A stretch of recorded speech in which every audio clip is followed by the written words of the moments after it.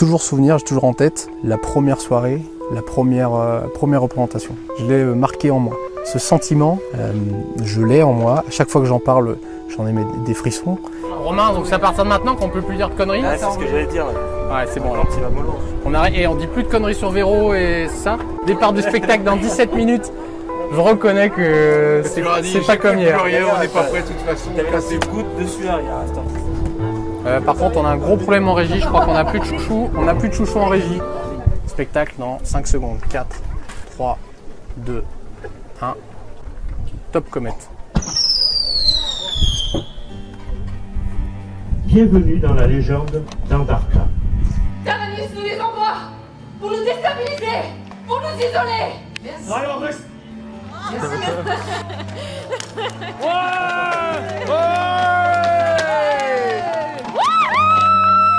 Allez, donne l'énergie. Voilà. Oh, l'énergie.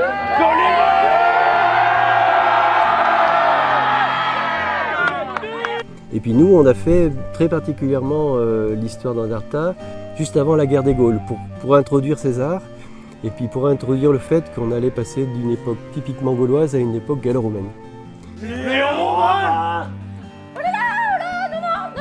Non. Président, c'est merci. On va retour. Aujourd'hui, il était ravi. Tout s'est bien passé. Bravo à tous. Vous avez joué comme des dieux. Vraiment, je suis super contente, c'est génial. Vraiment.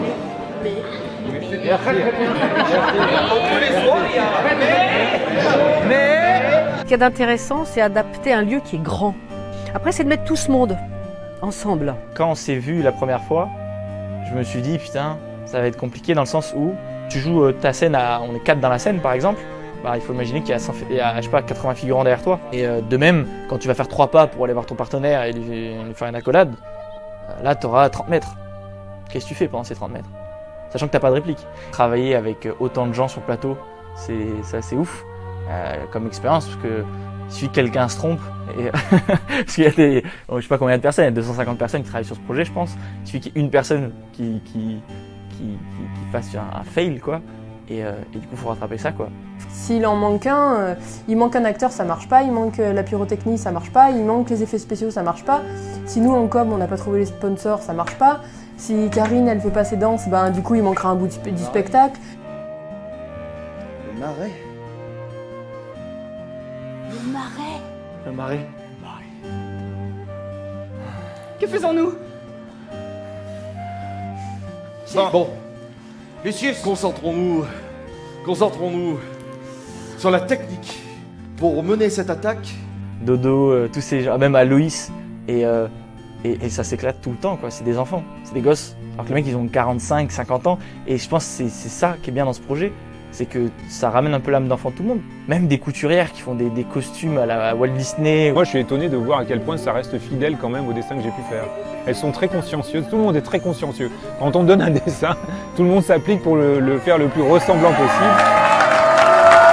Et ça, c'est quelque chose de super et qui me surprend beaucoup parce que parfois, je retrouve en vrai ce que j'ai imaginé sur un coin de table. Et alors ça, c'est spectaculaire.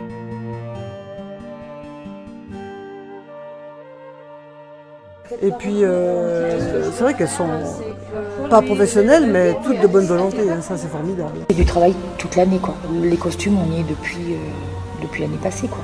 Le dernier spectacle, je pense que la veille, je cousais encore. dans les gradins, pendant les répètes, je donnais les derniers points. Inutile de vous présenter le travail des costumières. Alors là, chapeau bas. C'était la ruche pendant des mois. Regardez, elles sont là, elles arrivent, bravo.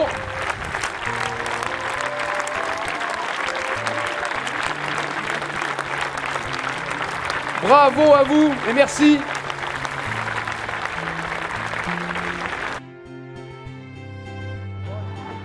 On prend le bébé. On va le tester, mais quand il va voler, les ailes vont pouvoir se bouger indépendamment.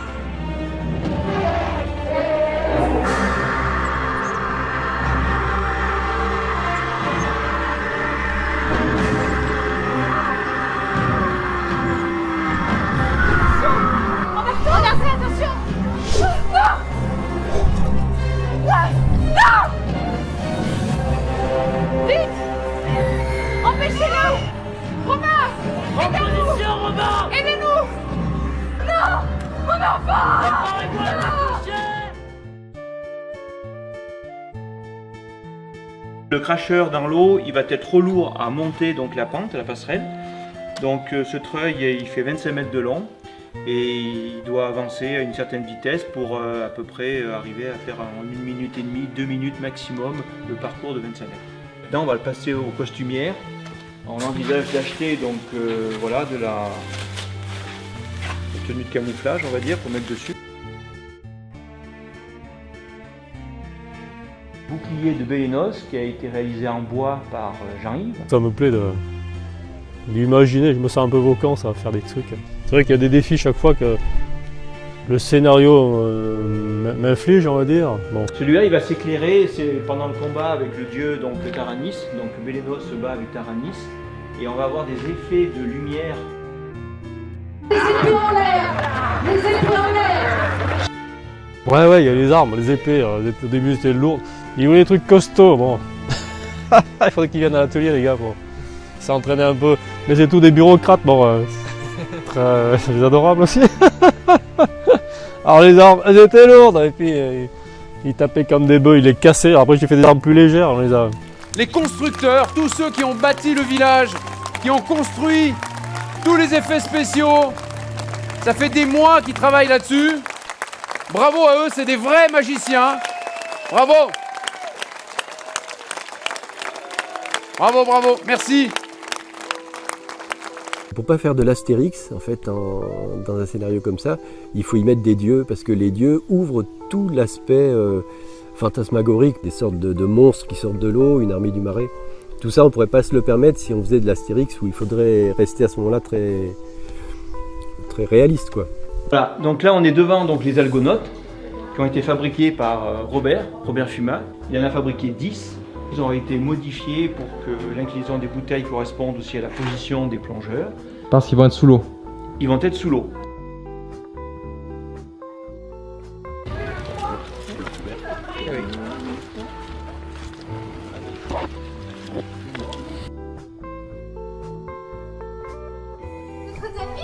Ok pour les plongeurs, top mise à l'eau, top mise à l'eau. Avec moi sur le poteau! Les alconautes! Taranis pour les envoie!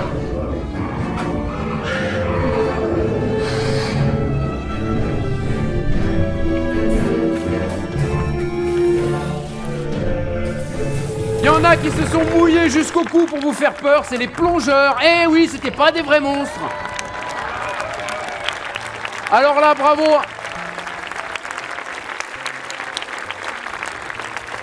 En fait, ils sont un petit peu plus beaux quand on les voit en vrai. Misérables compagnons, que je les laisse partir avec leur progéniture, c'est ça? Eh bien non, Andarta ne reverra jamais son enfant. Taranis, tu n'as aucun droit sur cet enfant. Ogmi est un demi-dieu. Quoi? Là, on a une chance qui est folle de représenter cet idéal masculin que je ne suis pas du tout. T'as un Gaulois, un héros gaulois. Je pas spoil en disant demi-dieu, mais je l'ai fait. Mais tu vois la chance que j'ai. J'ai une épée enflammée, un gosse, je vais à la guerre. C'est un rêve, tu vois, un rêve d'enfant. Et j'espère que je vais en faire rêver des gosses. Tu sais, on avait un chaudron qui explosait, puis on m'a raconté qu'une petite fille à quelques rangs du début a dit « J'ai reçu de la potion magique !»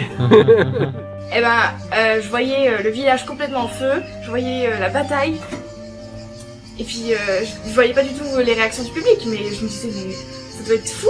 Le jour J, t'auras cette pression qui fait que tout le monde sera obligé d'y croire. En fait, il suffit qu'une personne n'y croit pas et ça brise toute la magie. C'est ça qui est drôle, c'est que le jour J, tout le monde y croit. Et c'est pour ça que ça marche. Commence à m'énerver, le petit bricolo de tailleur de pierre là, hein, avec ses cheveux, hein, et puis ses manières. Il est où le sol? Il est où? Andarta, avant les deux dernières semaines, c'est quand même à voir de l'extérieur, c'est assez flou. C'est les répétitions, c'est très étalé. C'était une fois par mois. Donc on refait les choses, on refait les répétitions. Tout le monde se prépare. Sortez les tridents, les épées, les boucliers, les archères et les guerriers. Que tout le monde se tienne prêt. On avance petit à petit. C'est quoi ça? J'ai compris. On dit corbeau des marécages. Qui c'est qui dort là? Je sais pas. Peut-être moi. Bon, Quasimotus sont rusés. Taranis nous les envoie pour déstabiliser ses adversaires, pour les isoler.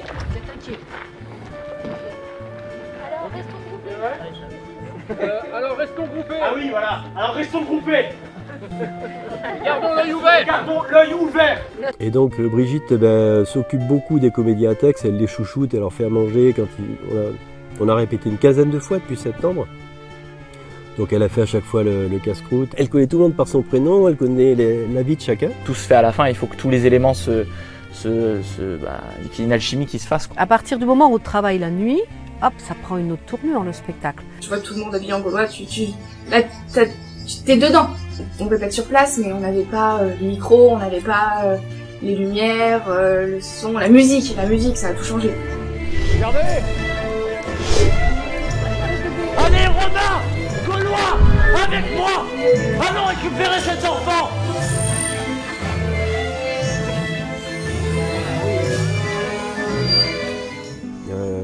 On avait deux plans, c'était un plan avec une bande sonore qu'on construirait avec des morceaux qui existent. Et puis lui il nous a dit, mais moi je peux faire quelque chose. C'est tout de la composition originale en fait. On n'y croyait pas au début, hein. Et en fait, moi je suis super content de la musique de Marco Freddi, hein. Super. Les voix depuis le début, les voix féminines, enfin, c'est ma femme et ma fille qui produisent, qui chantent. T'entends la voix de ta femme et la voix de ta fille sur une façade avec le niveau sonore qu'il y avait, tu fais ouais, ça aussi ça fait partie des moments où tu fais ah ouais, trop bon. N'importe quel musicien te dira d'entendre un truc super fort là que t'as composé, c'est ah. Et cette année, la différence, c'est qu'on a rajouté encore un peu plus d'intervenants, on va dire, au niveau du chant, avec les élèves de l'école de Barbière, de ma femme. Chez les dieux et chez les hommes, c'est pareil, on nous sermonne. Allons voir sur l'île sacrée tous les dieux et leurs secrets. C'est pas le niveau de qualité comme dans un Carmina Burana ou ce genre d'œuvre musicale. Donc c'est sans prétention. Par contre, l'intérêt, c'est qu'il y a une cohérence sur toute l'histoire. Quand la musique elle est vraiment adaptée à ce qui se passe, en fait, on se rend pas compte qu'il y a de la musique. Ce qui fait que le spectateur, il regarde ce qui se passe. Et inconsciemment, on va lui rajouter la petite musique derrière pour lui dire là c'est chaud quoi parce qu'il est blessé, donc c'est une tension dramatique. Lucius, vite, vite en solio infernal! Maudite sale! Rame, Lucius, rame! La musique de la bataille de la première année, j'ai terminé de l'écrire en vacances au camping tous les soirs. Donc bon, ta femme, quand tu es en train d'écrire de la musique tous les soirs, tu vois ce que je veux dire? Comptabiliser le temps passé dessus, je crois que c'est quelque chose d'impossible. Je rentrais avec j'avais tout noté ce qu'il fallait faire et le soir, une fois que c'était fini, hop, vas-y, le soir jusqu'à 1h du matin, je faisais encore des corrections pour pouvoir le lendemain avoir la nouvelle version, etc. quoi.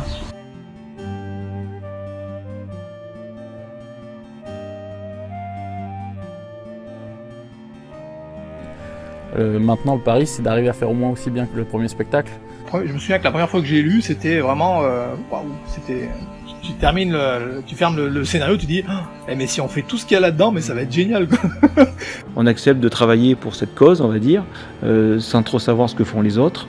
Et puis à un moment, voilà, on attend un peu cette délivrance, tout va se délier, tout va apparaître, on va tout comprendre à ce moment-là. Et en fait, on sent dans les dernières réunions que le stress est monté, que les gens sont un peu à la rue, que... Crois-moi que quand ça va commencer, les gens ils ont beau dire qu'ils sont excités et tout, personne aura envie d'être sur plateau. C'est quoi pendant le spectacle? Je mange mon stylo. J'embête la technique, je suis à la régie avec tout le monde là-haut et on me dit non, allez va-t'en parce que respire et va-t'en. Ils ont raison. L'écriture c'est une chose et le jour du spectacle, la conduite de la musique c'est un autre moment qui est un peu stressant aussi, qui est pas si simple que ça quoi. T'as plein de trucs à enquiller, des morceaux avec des timings bien particuliers. Il peut y avoir un raté technique sur une action donnée, un effet spécial qui marche pas. Bon bah ça on connaît bien. Et du coup il faut prévoir la musique, il faut la concevoir dans le sens où t'as une intro et puis là t'as une partie du morceau où ça on va le mettre en boucle au cas où ça se passe mal. C'est-à-dire en fait on a en 4 ou 8 mesures que l'on boucle. c'est une espèce de situation vachement stressante où tu te dis, tu comptes les mesures, tu dis là, est-ce qu'il va arriver, est-ce que je pars sur un autre cycle de 4 mesures ou est-ce que je vais pas avoir le temps? Et puis il enclenche avec la musique d'après et le public doit pas voir la transition. Tout son génie, c'est là. L'ambiance là-haut en régie est assez intéressante parce que donc en fait, pendant le spectacle, on a le poste lumière, le poste son, le poste musique, puis le poste pyrotechnie, déclenchement des pyrotechnies.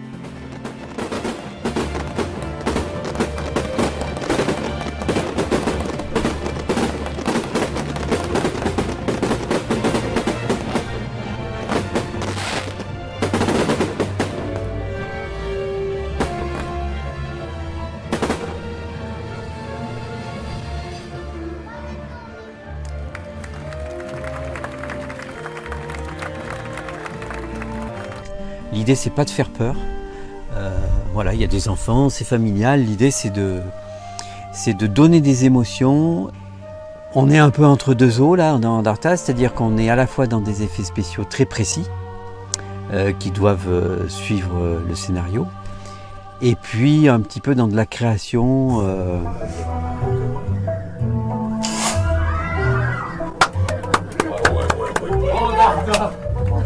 Génial. Bravo Pascal, c'était fantastique. Des effets un peu poétiques, un peu spectaculaires. C'est ce qui est passionnant pour la pyrotechnie, c'est que tu peux pas griller des artifices pour voir ce que ça fait. Il peut pas y avoir le feu d'artifice intérieur si on est dedans. Il n'y a pas de feu d'artifice. Eh ben si, c'était l'idée. Enfin, je sais pas, moi j'ai entendu. Oui, mais il y a de lumière et puis une petite fumée, quelque chose. Mais lui, on le voit et il sort. Et il faut que le toit se soulève un peu aussi. Du coup, c'est un peu une explosion et ça fait apparaître Ogmi qui sort. Non, tu m'as bien aimé. Je pensais qu'il t'avait blessé, que tu étais... Non, tu nous as protégés, Ogmi. Mais c'est toi qui étais blessé. Tu es tombé. Non, je me rappelle vaguement. J'ai dû prendre quelque chose sur la tête, mais ce n'est rien, une petite bosse sans plus. Mais maintenant, je suis en pleine forme. Je mangerai bien. Un sanglier. Ce qu'il faut bien, ce que les gens n'ont pas toujours dans l'idée, c'est le rapport temps de préparation, mise en œuvre pour tant de l'effet. Là, pour un spectacle qui dure 1h15, c'est 3 semaines de travail. Il n'y a pas eu concret, il y a eu un tout petit départ de feu sur un décor. Ouais. On n'a pas eu d'accident sur le premier étage, je touche du bois, il n'y en aura pas. Alors déjà, bon, la pyrotechnie, c'est un respect scrupuleux de règles de sécurité précises. Surtout les rassurer beaucoup sur ce qu'ils vont avoir autour d'eux. Savoir qui en a peur aussi, pour essayer de faire en sorte à ce qu'ils ne se retrouvent pas à côté d'une source un peu trop éclairante ou trop chaude.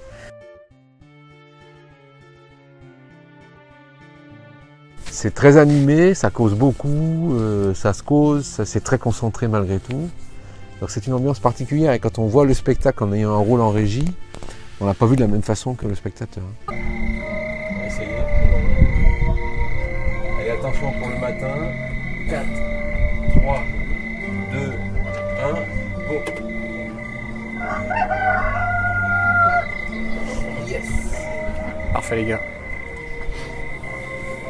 C'est stressant, c'est stressant les premiers parce qu'on n'est pas encore bien calé, donc on a peur de pousser un truc au mauvais moment. La première année par exemple, on a fait 3 représentations plus 2 générales, donc ça fait 5 on va dire représentations en vraie grandeur.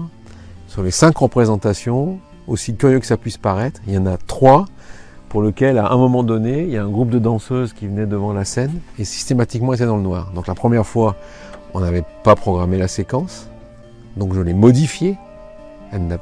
Pour une raison totalement inconnue, elle n'a pas été prise en compte. Donc quand j'ai poussé le deuxième soir la séquence, elle était toujours dans le noir.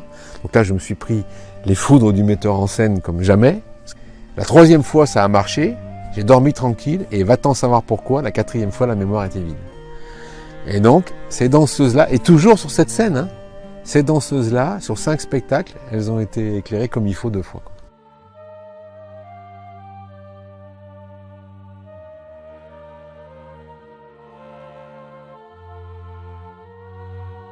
Tous mes sens sont en éveil et j'attends qu'une chose, c'est que ça se déroule et qu'il faille réagir au bon moment, régler les bons trucs pour être sûr que ça marche. En plein spectacle, on a toujours des trucs qui déconnent.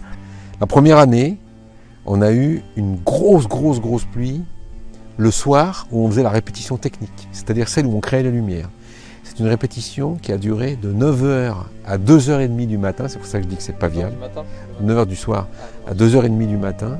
Tous les comédiens étaient là, étaient arrêtés toutes les 20 secondes pour qu'on règle les lumières. Et ça, c'est absolument pas viable. Donc là, les gens ne pouvaient plus. Ils étaient sous la flotte. Alors, quand nous, on était dans la régie, on avait un peu d'eau. Les projecteurs ont fonctionné. Par contre, on est parti se coucher. Et quand on est revenu le lundi matin, on avait quand même flairé qu'il fallait qu'on aille voir si tout allait bien. On était la veille de la vraie répétition générale. Et là, il n'y a plus rien qui marchait. Tout disjonctait. On avait 30% des projecteurs qui étaient inondés, des câbles, des machins. On s'y est mis à 5 à 10h le matin et on a été prêt avec une régie opérationnelle à 20h le soir. Et on ne s'est pas arrêté, on a dû manger un sandwich et on a eu problème sur problème. Et rien que pour savoir, hop, on mettait un truc, ça disjoncte. Alors c'est quoi? C'est un projecteur, c'est une prise, c'est un raccord, c'est un machin, etc. Ce qui me fait dire, c'est que chaque saison, on a eu une petite pluie, on va dire, pendant les répétitions. Si ça t'arrive 2 heures avant et qu'il te faut 10 heures pour remettre en état, tu joues pas. Donc, le pire, c'est ça. De toute façon, il n'y a aucun des spectacles qui est pareil d'une fois sur l'autre. C'est aussi l'intérêt, notamment la dernière. La dernière où les acteurs se lâchent et où ils se font des petits trucs, etc. Donc cette dernière, elle est marrante, quoi. Et puis ils ont pris l'habitude, donc ils font des impros aussi, ils font des choses. Tiens, mais qu'est-ce qu'il nous fait là? Ah, bah ouais, c'était pas prévu. Ça passe bien, dommage, on l'aurait su avant, on l'aurait gardé.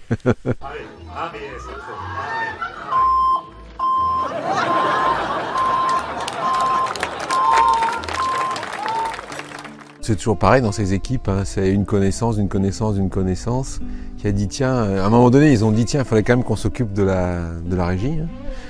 Et on est qui, vous connaissez quelqu'un et autres.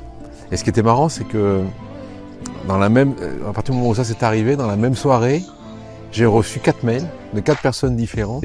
Et quand je suis venu ici, j'ai amené une partie de l'équipe du Cabaret des Talents, Albert, Véronique, Eric Viera. On faisait des spectacles qui n'ont rien à voir avec Andarta. On a réussi en 3 mois à amener ici sur site pas loin de 150 kW, avec des bénévoles, des prêts. Enfin, ça nous a quasiment rien coûté. Il y a un gars qui travaillait à tel endroit qui a fourni 500 mètres de câble, un machin gros comme ça, là, que tu payerais plusieurs milliers d'euros, qui a amené les poteaux, les trucs en béton. Il y avait un autre gars qui était électricien. Enfin, on avait été appelés tous ces gens, mais qui a fait un tableau en allant emprunter des disjoncteurs à Pierre-Paul Jacques-Jean, puis il a tout rendu à la fin. Donc moi j'avais en tête le Cabaret des Talents, une scène de 12 mètres par 6, avec déjà pas mal de lumière dessus. Et j'arrive ici et il me dit voilà, donc ça va jouer ici, ça va jouer là-bas, ça va jouer en face, ça va jouer dans l'île. Et donc en gros, au bout de 5 minutes ou 10 minutes, j'avais à peu près une dizaine de fois la surface du Cabaret des Talents. Et la première question qui m'est venue à l'esprit, c'est de dire mais on a la puissance électrique ici pour allumer tout ça. Et Eric me dit aucun problème, dans l'île, j'ai une prise de puissance, il n'y a aucun problème. Sur le mât de l'île, tout va bien. Je dis bon, on peut aller voir. Et donc il ouvre, on lit, c'était 14 kW. Et je lui ai dit, c'est tout? Il me dit oui, pourquoi? Je lui dis parce qu'il nous faut à peu près 10 fois ça. En puissance théorique installée, on est plutôt à 250. Par comparaison, j'ai 6 kW chez moi. Donc à comparer à 250 kW, donc ça fait quand même 40 maisons. On installe 2 fois plus que la capacité de l'installation. On n'a pas le droit de pousser tous les boutons, autrement on fait tout disjoncter. Lui, à partir du scénario, du script, on va dire, établit la position des projecteurs, toute la position des projecteurs. Donc rigoureusement, c'est lui qui fait le plan feu. Allumer toute cette zone là-bas, essentiellement le sol, pour que les chevaux puissent, sinon ils n'osent pas se mettre au galop parce qu'ils ne voient pas où ils courent, si tu veux. Le plan feu, c'est l'installation c'est disons l'idée de où est-ce qu'on va mettre un projecteur pour rendre un effet. Et après, moi, ce que je fais, c'est toute la réalisation de l'infrastructure électrique pour permettre de les alimenter, de les piloter. Et c'est presque 2-3 semaines de boulot. Oui, pour le plan feu, oui. Enfin, de boulot. Sur mon temps libre. Et donc il faut faire des plans qui soient compréhensibles et qui puissent l'assembler un petit peu comme un Lego en donnant des références de câbles, des références de prise, des références de projecteurs. Donc tout ça, ça nécessite de préparer. Et là on a besoin de matériel qui reste 15 jours dehors, qui ont des puissances, comme je le disais, c'est plus tout à fait le même matériel, c'est les mêmes projecteurs, etc. Mais on va dire une échelle au-dessus. Donc on le loue là. Et puis cette année on est en train de recruter des nouveaux, en espérant que petit à petit on étoffe l'équipe. D'abord parce qu'on n'est pas éternel, et puis parce que c'est bien d'être plus nombreux, ça fait partie aussi de l'esprit de Endarta, hein. Rayonner, attirer du monde, les accueillir, leur offrir des places, préparer les relèves. Puis à plus nombreux, on peut faire plus de choses. On se laisse entraîner, on est passionné par ça, donc on dit oui, ben ça on pourrait le faire, mais finalement on se retrouve avec des tâches tout le temps qui se rajoutent. Quasi-totalité de mon temps libre est consacré à la réalisation de tous ces effets. C'était un très gros boulot, hein. Il y a passé... Alors je pense qu'il a dû y passer 3 ou 4 mois, et là, quasiment tous les soirs, il était dessus, parce qu'il y en avait d'abord 10 à faire. Et donc on a un temps limité pour faire la création. Et c'est vraiment très limité. Le premier spectacle, on l'a créé entièrement en 15 jours, en n'ayant rien préparé. Ça a été hyper difficile, hyper formateur. Bon, depuis, on a vu que c'était pas viable. Donc à partir de 21h, on commence à régler les projecteurs, on commence à les allumer et on commence à faire des scènes qu'on enregistre. Du coup, quand on mêle ça à des répétitions qui se terminent à 23h minuit, ben nous on agit après. Donc c'est plutôt de minuit à 4-5 heures du matin. Voilà. On réallume les propositions et chacun sort ses notes et dit bah là j'ai un village qui est trop éclairé. Vous avez encore les topies ou pas?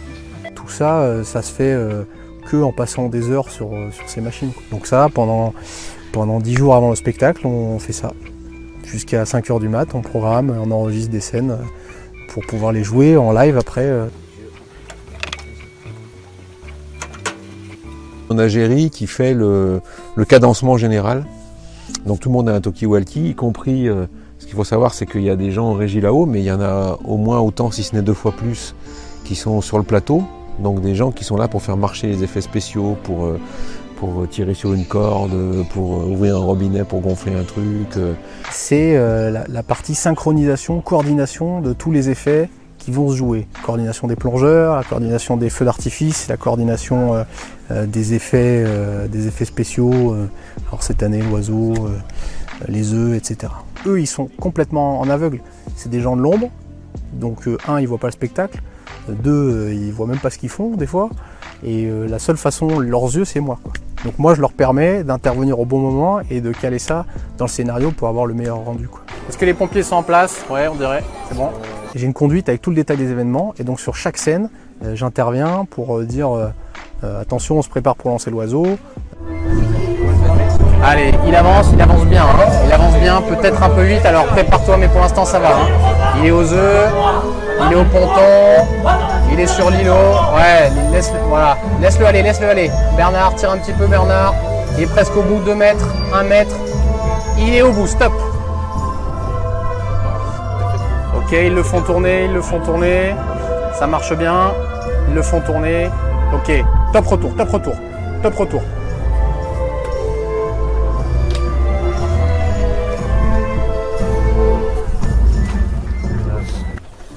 En fait, à partir de là, tout ce qu'on fait, on peut le rater. Tout ce qu'on fait, on peut le rater au pire. Allez. Oui, c'est vrai. Ça, en fait, c'est pour ça qu'il n'y a plus de stress. Bien joué! Putain, ça fait du bien. Parce que moi, je connaissais pas tous les gens qui sont venus, comme Eric Brideau, Pascal Giessou, qui sont en fait, c'est pas leur métier, mais ils sont semi-professionnels. C'est-à-dire, ils font une qualité de travail qui est professionnelle, en fait. Toute l'équipe qui s'est occupée du son, de la régie du son, toute l'équipe qui s'est occupée des lumières, c'est absolument énorme comme travail. Ça fait pas mal de temps aussi qu'ils sont dessus. Un grand bravo. Sans eux, il n'y a rien. Ouais. La pyrotechnie, tous les magnifiques, en fait, je vous fais un aveu, Ça n'a rien à voir ni avec Taranis, ni avec moi, la pyrotechnique, ça a à voir avec celui-là, là. Bravo. Un très très grand merci aussi à toute l'équipe logistique. L'équipe logistique, c'est les gens qui ont passé la soirée sur le parking pour vous garer, pour vous informer, pour vous faire rentrer, etc. Chapeau, bravo, ils étaient vraiment en coulisses, mais ils étaient très très importants.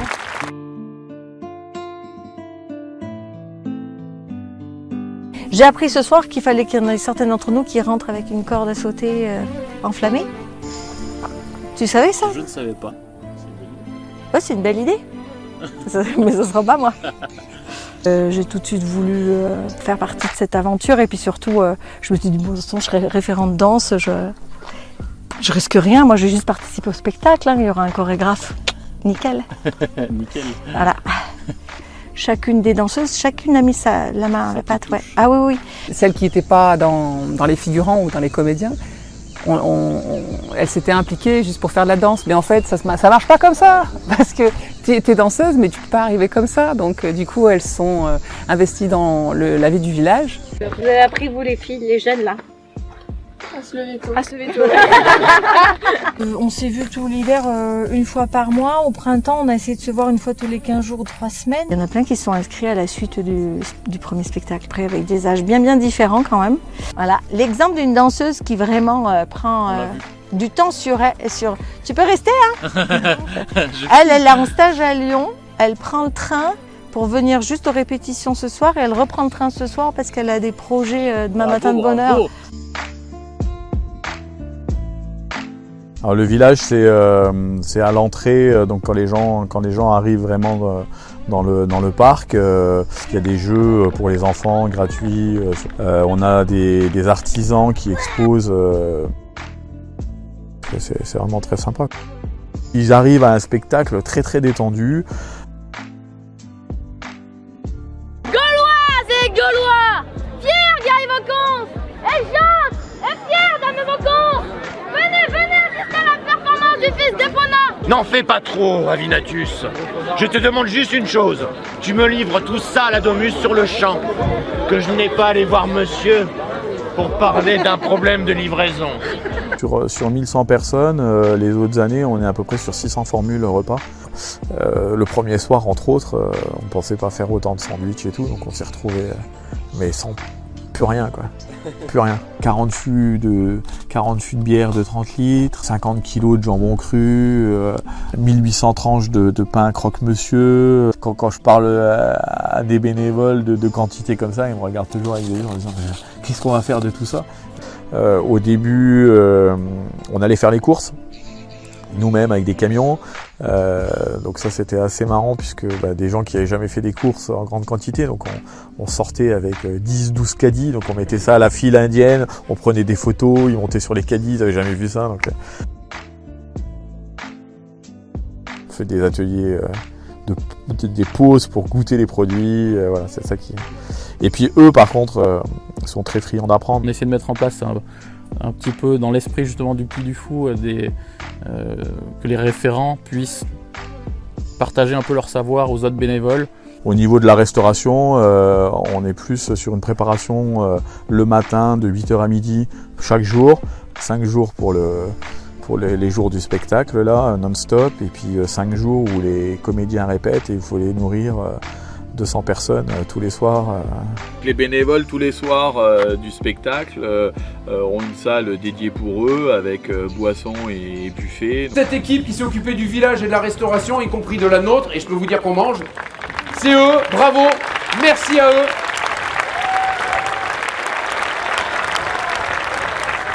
Merci Laurent, merci.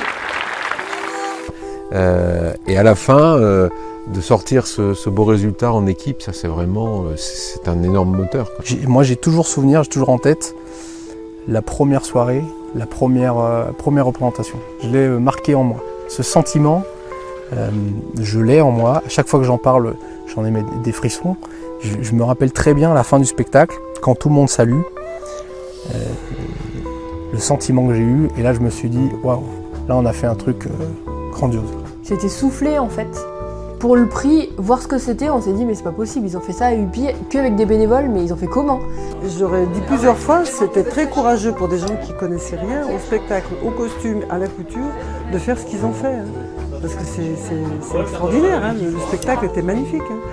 On ne sait pas vraiment pourquoi on travaille, on ne sait pas vraiment le rendu que ça va donner parce qu'on ne connaît qu'une toute petite partie, je dirais, du sujet. Et tout ça va se découvrir à la veille du spectacle où tout le monde va se rendre compte que son travail, il s'ajoute, on a bossé pendant une année et on a fait quelque chose de bien et seul on n'aurait jamais fait. Les 1000 personnes ou les 900 personnes en fonction des années, applaudir, se lever, et voilà, c'est même pour les gens qui sont entre guillemets en coulisses et qui sont pas forcément en face, ça donne la chair de poule, quoi. On s'est dit que c'est le bouche à oreille parce qu'on était 150, je sais pas combien de bénévoles, avec les familles tout de suite, mais ça a dépassé ça. On avait rempli avant que la campagne du Dauphiné libéré ne commence. Ça fait parfois peur parce qu'on a finalement, même si on reste dans le domaine associatif, une obligation d'excellence. T'as pas de projet artistique comme ça. T'as pas de truc aussi grand, aussi ambitieux. C'est des projets qui rassemblent beaucoup de gens. C'est des projets chers aussi. C'est des projets longs. Et c'est aussi des projets très ambitieux et très stimulants. C'est des projets qui nous dépassent. Il y a autant de gens qui ont rejoint l'aventure parce qu'il y avait un projet un peu fou à la base, quoi. Et ça marche que comme ça, c'est un challenge. Eric, Richard, etc. qui ont réussi à réunir petit à petit tous ces gens-là. Avec Eric, au début, on a fait le tour des associations d'Upi. Alors tous les comédiens figurants, c'est beaucoup les copains d'Upi. Par contre, les Montméranais, je ne sais pas comment ils sont venus, par bouche à oreille, et puis ils sont venus en masse. Ils sont venus, il était une trentaine, quoi. C'est beaucoup plus qu'un spectacle de village. Le lien qu'il y a entre les bénévoles, il se ressent dans ce spectacle-là. Tout un univers de gens que je ne connaissais pas, avec qui maintenant on a plaisir à se retrouver. Qui veulent créer quelque chose d'important en commun. Et ça a toujours été un petit peu, je dirais, le salaire de ces investissements qu'on a là. On en retire la satisfaction d'avoir fait quelque chose et d'avoir partagé des choses avec les autres. Et tout seul, on ne ferait pas grand-chose. Il n'y aurait pas d'Andarta. C'est important, chacun a sa place dans l'édifice et c'est grâce à toute l'équipe qu'on arrive à faire cette aventure-là.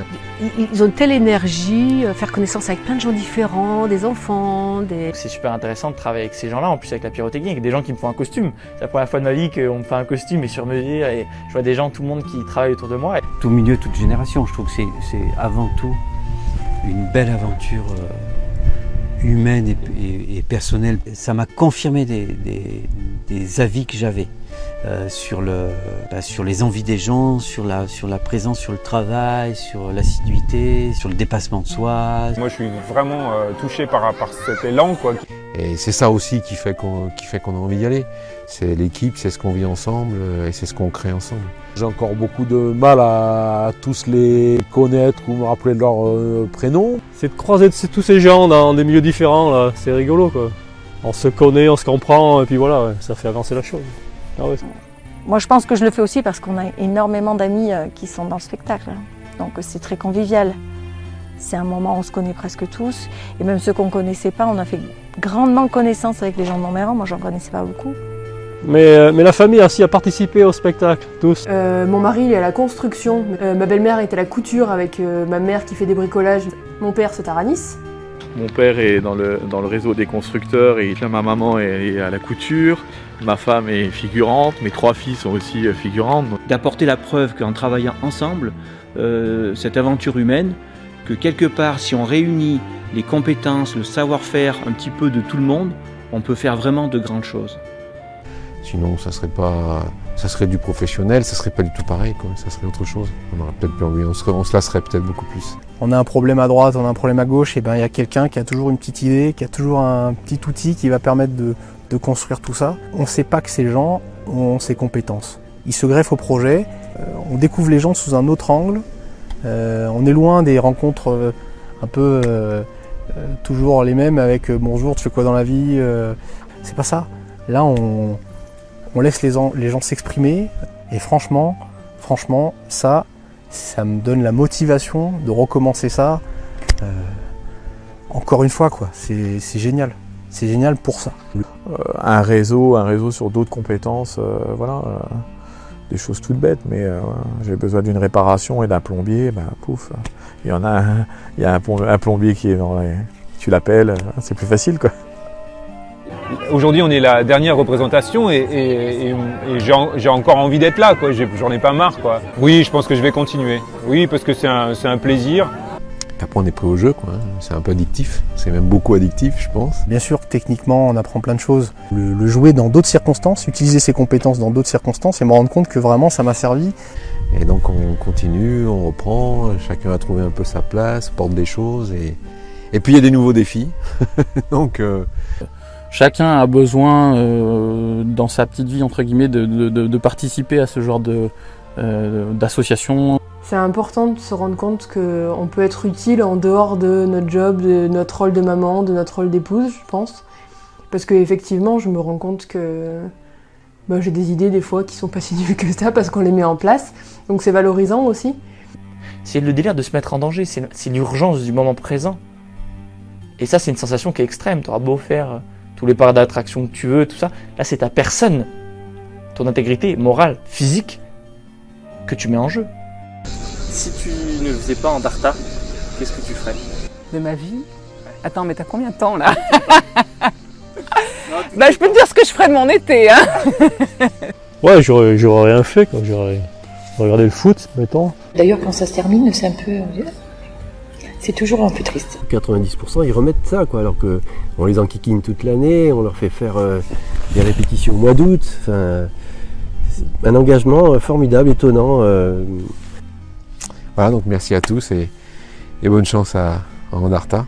Les gens qui sont là pour la semaine du spectacle, on n'a pas trop de mal à les trouver. Qu'on a du mal, c'est ceux qui vont être 1 an et demi avant à faire tout le travail de fond. Souvent, c'est des gens qui viennent pas naturellement vers nous et qu'il faut aller chercher un petit peu en fonction des besoins qu'on a. Ah ben, on peut toujours nous rejoindre. Hein.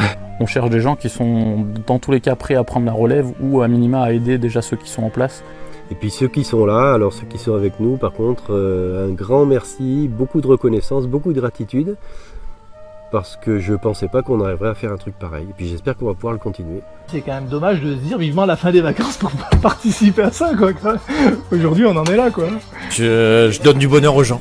Oui, je vais me lancer dans la sculpture. Je vais absolument faire une sculpture avec des fleurs fanées. Qu'en fait, je pense me faire repérer par Hollywood grâce à ce projet. Menuisière. Ouais, je suis commercial. Comptable. Je suis électricien. Alors moi, je suis institutrice. Je suis professeur. Électricien.